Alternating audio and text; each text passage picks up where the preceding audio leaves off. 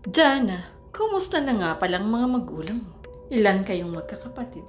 Ano ang trabaho ng nanay at tatay mo? Mabilis na nilunok ni Jana ang pagkain sa kanyang bibig. Sa sunod-sunod na tanong ni Mrs. Alvarez ay hindi niya malaman kung ano ang unang sasagutin. Parang masyado naman yata itong interesado sa buhay niya. Lucinda, hayaan mo munang matapos kumain si Jana bago mo siya tanungin. Hinawakan pa ni Mr. Alvarez ang kamay ng asawa. Naku, hindi po. Ayos lang, aniya. Hindi na po ako magsisinungaling sa inyo.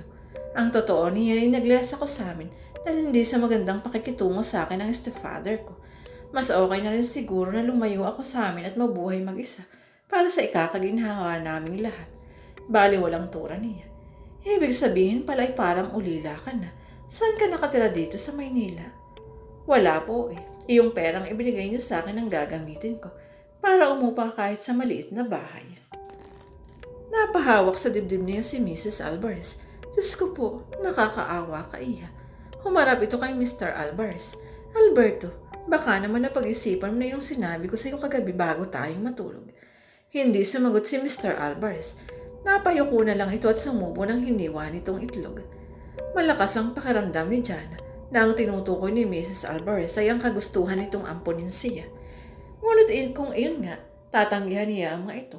Tama nang binigyan siya ng pera ng dalawa. Ayaw niyang umabuso pa. Isa pa nais din niyang tumayo sa sarili niyang mga paa. Gusto niya na kapag bumalik siya sa probinsya nila, ay magugulat ang nanay niya at ang bago nitong asawa sa tagumpay na narating niya ng dahil sa sarili niyang pagsisikap at hindi umasa lang sa iba. Ano pong ibig ninyong sabihin? Kunwari ay walang ideya na usisa niya.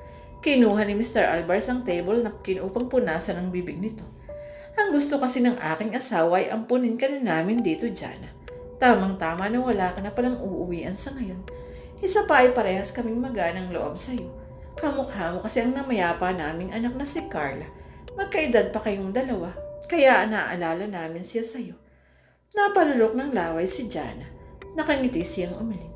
Pasensya na po, pero tatanggihan ko po iyang gusto niyo. Aalis na po ako. Salamat po. Naiilang na tumanuyo na siya dahil hindi na niya gusto ang usapan. Kailangan na rin niyang umalis dito sa medyo naiiyak na si Mrs. Alvarez. Mahina pa naman ang puso niya sa mga nun at baka mapapayag siyang magpaampuna sa mag-asawa.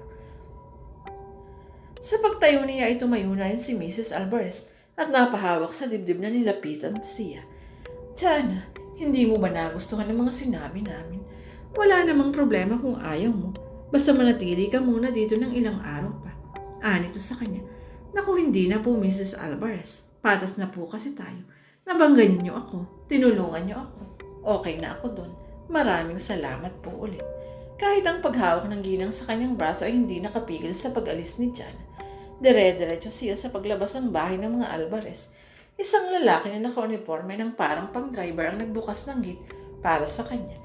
Hindi malaman ni Jana, pero tila nakahinga siya ng maluwag nang makalis na siya ng tuluyan sa lugar na iyon. Buong man ang loob na huwag magpaampon sa mga Alvarez ay may panghihinayang pa rin na nararamdaman si Jana habang naglalakad siya sa kalye. Kung tinanggap niya siguro ang alok na iyon, ay siguradong magbubuhay prinsesa siya at kahit hindi na siya magtrabaho buong buhay niya. Hindi na rin napoproblemahin ang tirahan niya. Hindi katulad ngayon na sumasakit na ang paa niya, kakahanap ng murang matutuluyan. 10,000 ang perang dala niya. Inilagay niya yun sa likod ng bulsa ng kanyang pantalon. Wala naman kasi siyang wallet o bag na pwedeng paglagyan niyon. Mukhang wala sa lugar na kinaroroonan niya ang hinahanap na murang apartment o bahay, kaya naman huminto na siya sa paglalakad upang maghintay ng bus na pwedeng sakyan. Ilang sandali lang ay may nakita na siyang bus na paparating. Pinara niya at huminto yun sa harapan niya. Pagsakay niya, huli na para malaman niyang wala nang bakanting upuan.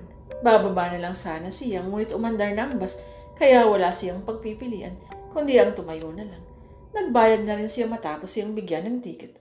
Marahil ay wala pang 1 minuto nang humuntir ng muli ang bus at may sumakay na 6 na puro mga lalaki. Tumayo ang mga yun sa tabi niya. 2 sa likuran niya at 2 sa magkabilang gilid. Sa biyahe ay parehang tingin niya sa dinaraanan niya. Baka sakaling makakita siya ng mahurang paupahan. Pumarang 6 na lalaki at bumaba. Umandar na ulit ang bus. Sa hindi malamang dahilan ay tila may bumulong kay Jana na i-check ang pera sa bulsa niya. Pagdukot niya sa bulsa ng pinaglagyan niya ng pera, ay para siyang binuhusan ng malamig na tubig nang wala na iyon doon. Natataranta na ichinek ni Nia ang iba pang bulsa pero wala din doon. Nadukutan ako. Nangihirang tura ni Jana. Marahil kung hindi lang sana siya nadukutan, ay wala siya sa harapan ng bahay ng mga Alvarez ngayon. Kanina pa siya nag-iipon ng lakas ng loob upang pindutin ang doorbell pero talagang inuunahan siya ng hiya. Ang pakay niya dito ay tanggapin na niya ang alok ng mag-asawa na ampunin siya. Naisip niya kasi kanina na hindi niya kayang mamuhay ng mag-isa sa magulong syudad katulad ng Maynila. Nasanay kasi siya sa payak na buhay sa probinsya. Amunado siyang walang-wala na siya. Sa isang pitik ay nanakaw sa kanyang 10,000. Kailangan niya sina Mrs. Alvarez. Lululokin na lang niya ang hiya niya. Hanggang sa may marinig siyang ugong ng sasakyan na paparating. Huminto iyon sa harapan niya at bumaba ang salaming bintana sa may likuran. Bumungad sa kanya ang nakangiting si Mrs. Alvarez. Jana, anong ginagawa mo dito? Nagtatakang tanong nito sa kanya. Mrs. Alvarez, pumapayag na po ako. Lakas loob na sabi niya. Kumunot ang noon nito sa kanya. Pumapayag saan? Sa gusto ninyo. Magpapaampo na ako sa inyo. Diretsa ang sagot niya. Hindi mo pagsisisihan ang desisyon mo, Jana. Simula ngayon, tatawagin mo na akong Mama Lucinda. At si Alberto naman ay Papa Alberto. Okay ba sa iyon? Napipilitan na ngumiti si Jana sa sinabi ni Mrs. Alvarez o Mama Lucinda sa kanya. Nasa silid siya ngayon nang namatay nitong anak na si Carla.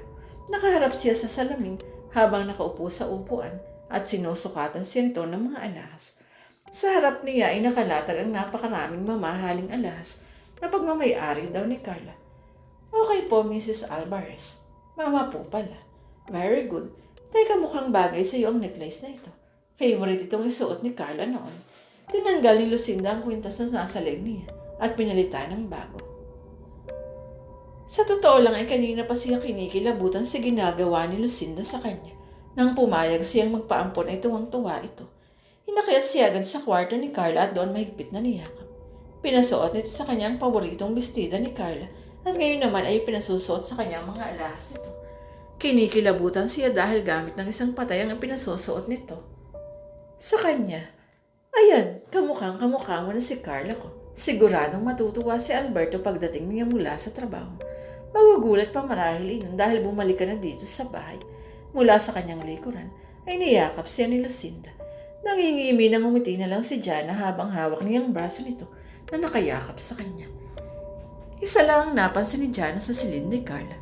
Walang kahit na isang litrato si Carla doon. Kahit sa buong mansyon ay wala siyang nakikita. Wala tuloy siyang pagbabasihan kung kamukha niya talaga ito o mas maganda siya dito. Simula ngayon ay magbabago ng takbo ng buhay ko. Palingalinga sa paligid ng kwarto ni Carla, natura niya. Ini-imagine na niya ang magiging buhay niya kasama ang bagong pamilya. Pero nais pa rin naman niyang magpasalamat kay Carla dahil kung hindi na ito naging kamukha, ay hindi naman siguro magkaka-interest ang mag-asawa na yun na ampunin siya. Napatingin siya sa rilong pambisig.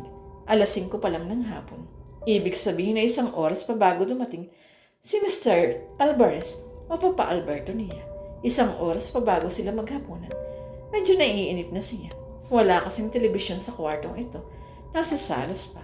Nahihiya naman siyang bumaba at doon manood. Medyo naiilang pa rin siyang kumilos dahil bago pa lang siya dito. Ano kaya kung tingnan ko na lang ang mga kwarto dito sa 2nd floor? Naisip niya. Tumayo na siya at lumabas ng kwartong iyon. Walang katao-tao sa pasilyo sa 2nd palapag. Merong 5 kwarto doon, kasama na ang kay Carla. Naglakad siya papunta sa pintong katapat ng kwarto niya. Akamang pipihitin na niya ang seradora nang may biglang magsalita sa gilid niya. Mahigpit na inuutos ni Senyora Lucinda na huwag bubuksan at papasukin ng ibang tao ang mga bakanting sila dito. Hindi mo dapat sila susuwayin. Naalala niya ito, si Yaya Felina. Binawi ni Jan ang kanyang kamay.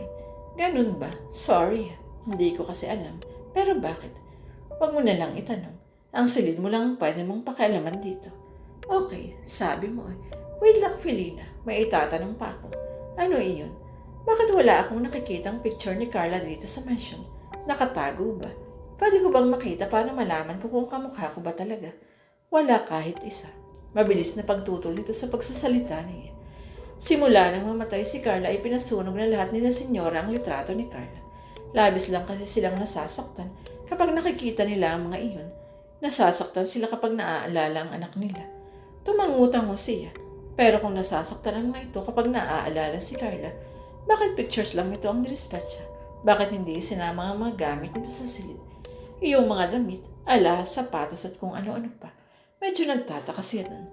Mabuti naman. Pinapasabi nga pala ng senyora na maghanda ka na dahil parating na si Senyor Alberto. Sumunod ka na sa akin sa ibaba pagkalipas ng 30 minuto. Pagkasabi nito ay bumaba na rin ito agad. Nagtataka na napatingin nilang si Jana sa mga nakasaradong pintuan.